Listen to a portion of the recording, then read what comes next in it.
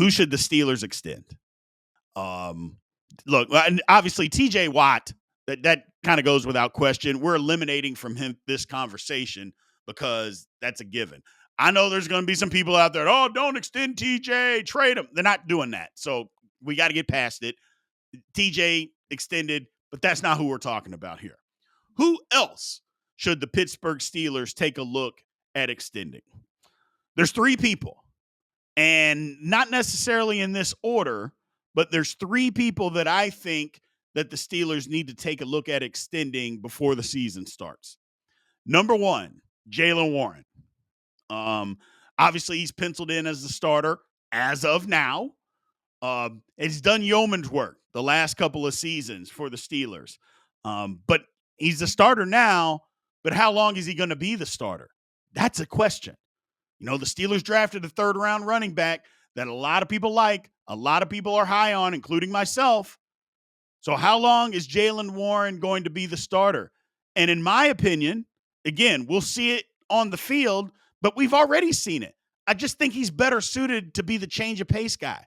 I think he's better suited to be the other guy, you know, not a 25 plus touch a game guy. I think he's anywhere between 12 and 17, 12 and 18 touches a game. That's where Jaylen Warren can do his most damage, can do the most work. Now, he may come out and prove me wrong this season. I hope he does. Y'all know how I feel. The better you play, that means the better the Pittsburgh Steelers are. So I have no shame at all about being wrong about what I think his role, his best role on the team would be. Absolutely no shame. None of us are experts. None of us know the future, because if we did, we'd be doing something else. Having said all of that, I still believe that he's better as a change of pace, as the 1B guy. Let's not disrespect him and say change of pace, because I think Jaylen Warren's better than that. But let's just say I think he's better as being the 1B guy. So he's also one of the better pass protecting running backs and just better in the passing game in the National Football League. He's very good at pass protection, very good out of the backfield. Those are things that he brings to the table. He signed as his tender this year. So he's making 5.346. I mean, if you want to go down the line, basically a little over $5 million this year. But nothing, guaranteed, nothing in the future. He was a restricted free agent, so that's what he signed for. Look, if he's truly just a change of pace running back, first off, the Steelers could do worse by having him on the team, and that's what the NFL kind of is right now. I mean, there's a few teams that got one guy that's the guy, but a lot of teams have multiple guys, you know, two guys back there. Sometimes they can do different things, which is good. And if that's what he truly is, I think the Steelers can lock him up. I'll lock him up for the next couple of years. One, it makes sense so the Steelers don't have to go draft another running back. Okay. Two, you like Jaylen Warren. It'd be one thing if we didn't like Jaylen Warren and he wasn't a good football player. Every now and then you got to keep the good football players that you have. You know, we talk about, well, you don't get developed, you don't develop guys. This is an undrafted free agent that's about to be your starting running back. I think that's a good job of developing the guy. I don't know about you, but it is for me that nobody even thought enough to draft him, including us, and we're able to sign him, and now he's going to be a starter. Well, I think that's a good job of development. If you're not going to keep the guys that you develop, then what's the point? And I think this is a guy that you can get. I think you can get him for about $4 to $6 million a year the next 2 to 3 years. I think you can absolutely do that because the Steelers have needs. They have other needs that they have to try to address in the draft. Running back doesn't have to be one of them. Matter of fact, I'll go as far as saying running back shouldn't be another one. Shouldn't be what the Steelers are looking for because you got a guy right here that you could extend right now and that he can move forward for you. So that's number one. I think the Steelers can get something done. And again, it's not like you have to give Jaylen Warren $10 million a year. You don't have to do that. But you can lock him up for anywhere between $4 and $6 million for 2 years. Make it a 3-year deal and all the guaranteed money in the first 2. And then you go from there. Absolutely, the Steelers need to do that. Next up, Calvin Austin III. Now, before anybody screams, I'm not saying Calvin Austin III is a wide receiver number 2. I haven't said that from day one. I know the Steelers are telling us that, but that's not what he is. And he doesn't have to be. In the today's NFL, the way that the league moves and with the rules, isn't Calvin Austin one of the top tier? I'm not saying he's the best number 3 wide receiver out there, but he's probably in the top 5 of wide receiver number 3s. He's pretty damn good when you put him in that role. Just let him be in that role. Now, granted, I understand that we don't have another guy out there. That's not what I'm talking about. That's on the organization to find that guy. But put Calvin Austin where he's at. Yeah, just let him cook. Again, developed. Wasn't good. Well, he's hurt his rookie year. Wasn't real good. Second year, okay. Took a huge step forward last year. Again, development. You have to keep the guys you develop. And he's a guy that has been developed. Into what? A good wide receiver number 3. You could do worse than having Calvin Austin III as your third wide receiver. I'm just telling you, people, you could do worse than that. And I think this would be a good fit for him. Again, you need 3 quality wide receivers in the National Football League. Here, we're talking about wide receiver 2. And the reason that we're talking about it is because Calvin Austin III fits so well at being the wide receiver 3. And there's no reason to push him out to a position that he won't be as effective as he would this one. That's why I say that. The Steelers line up a ton in 11 personnel, which is 3 wide receivers. Well, great. Then utilize them. Utilize them in that role. You know, $5 to $6 million a year over a 3-year deal. You can get that done, and he would take it. I assume he would take it. Again, I don't know what he's looking for. Maybe he's looking for bigger money. Maybe he thinks you know what? I can be a wide receiver too and make $10, $12 million a year. Maybe he can, maybe he can't.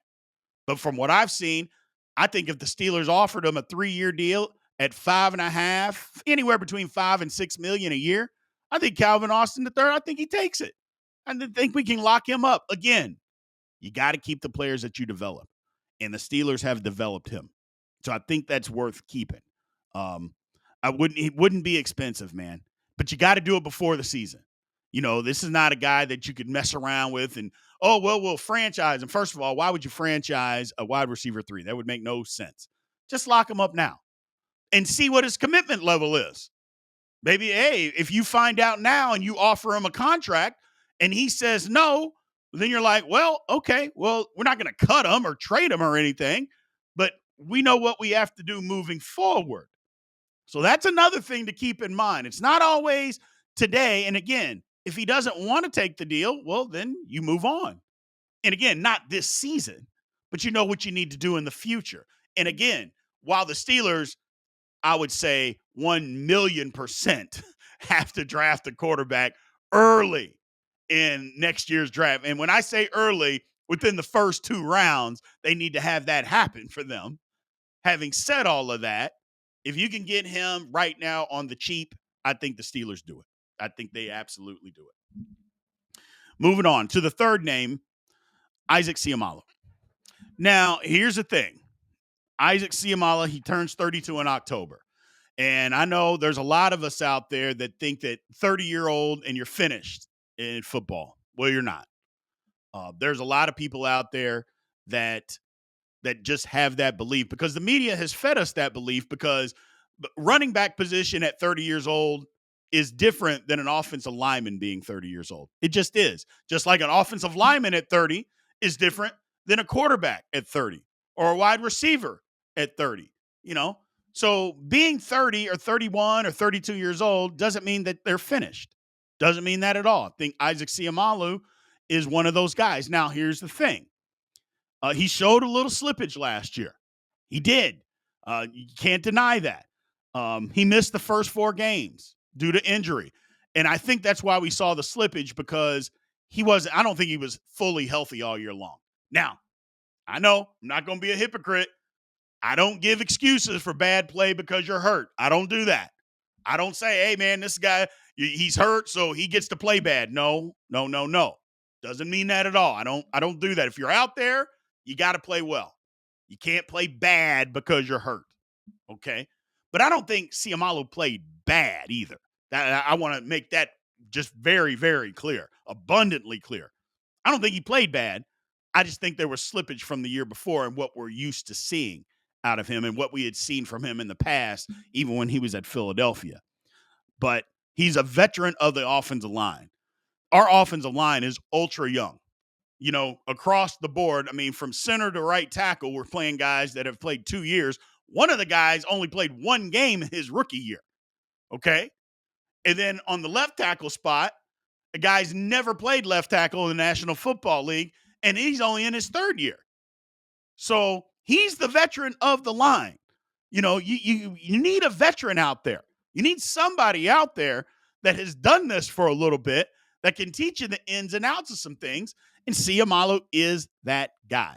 Now, is he going to retire? I don't think so. I haven't heard anything about him retiring. Doesn't mean it's not going to happen, but I haven't heard anything about him doing that.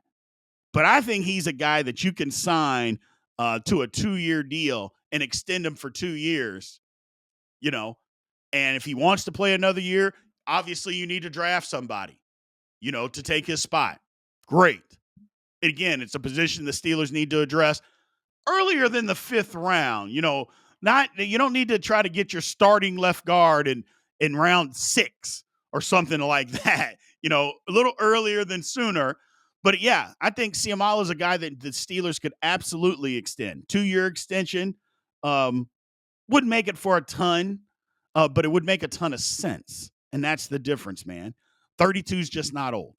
32 is not old. 2 years, 11 million, 8 million of it guaranteed, and then the second year, we just see what happens. We just see what happens the second year. But that's what I would do. 11 might be too low. You might have to go to 15, probably 16, 2 years, 16 million, 11 of it guaranteed up front, and then you go from there, But I think if Seumalo wants to come back, obviously it's a situation to where you need to ask him, are you going to play? And if he is, and again, I haven't heard anything about him talking about retirement. I heard nothing anywhere. So, but there was some slippage, but I think the slippage because a pec injury, you just don't bounce back. I'm not sure you ever come back, for a 6-month time period. Well, he missed a month and then came back and played. I think fully healthy. I think we're going to see the Isaac Seumalo that we're used to. I think we're going to see that. So I'm excited to see that right there. But those are the 3 guys that I think the Pittsburgh Steelers need to try to work on extension. And if you notice, they're all offensive guys. Spend a little money on offense, Pittsburgh Steelers. Let's go to the poll question.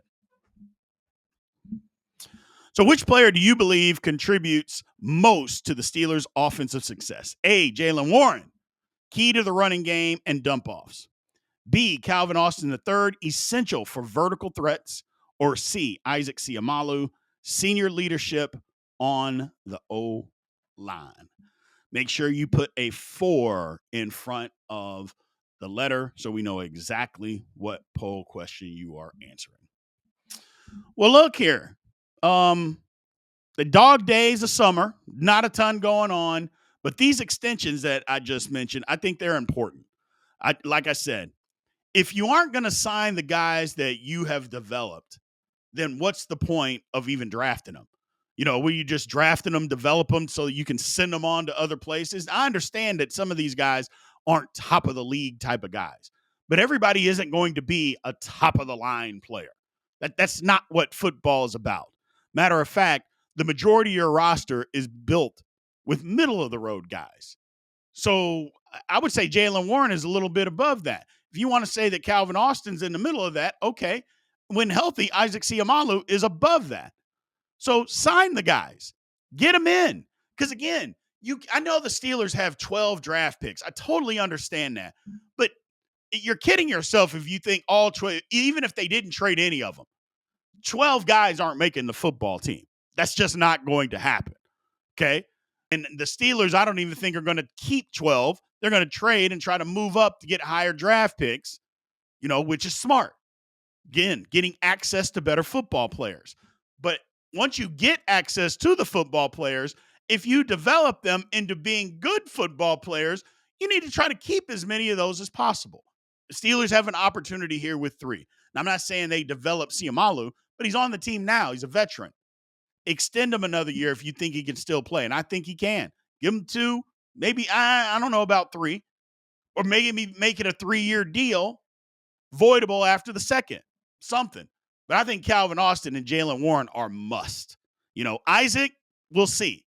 But I think the first 2 are an absolute must. And again, I've said it several times. I'll say it again. If you aren't going to sign the players that you developed, then what was the point in drafting them? That's all I'm saying. You spend the time, the resources, you bring them in, you develop them, they become good players. Now you got to sign them. Steelers got to do that. So that's all I got for you guys today, man. I appreciate everybody being here as always. Remember, get in that comment section, like, follow, subscribe. Need to try to get as many subscribers as possible. We're on a countdown to 10,000 subscribers by the time the season starts. Going to be tough, but hopefully we can get there, man. Remember, memberships are still available if you want to help support the channel that way. 5 separate tiers to sign up. And also your Steelers Almighty Shop merch. Make sure you go to Steelers Almighty Shop, pick up all your merchandise there. We appreciate you guys, love you guys, and aloha.